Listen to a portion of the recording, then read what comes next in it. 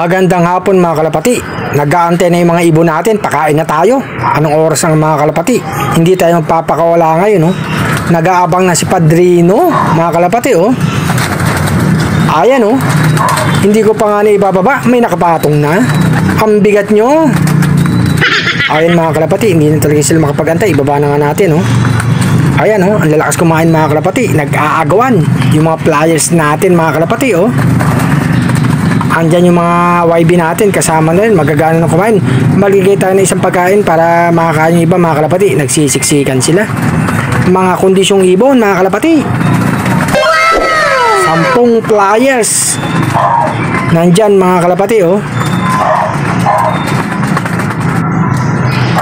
Naglagay na nga tayo ng tubig mga kalapati. Wow na sila. Kasi nga hindi nga tayo naglagay ng tubig kanina. Kaya ngayon wow na mga kalapati. Ayan sila, ang lakas uminom. Yung iba kumakain pa mga kalapati.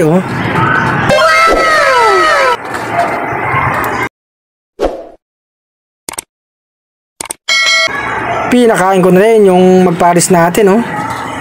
Bagay na bagay mga kalapati. Para yung magandang mga ibon, saan mapisang itlog nila. Ayan wow na wow mga kalapati. Iba talaga pagka tinanggalan mo sila ng tubig. Kaya pag pinakain mo, wow na wow mga kalapati. Kasi nga rin mainit ang panahon. Si Vandenbroek talagang wow na wow mga kalapati.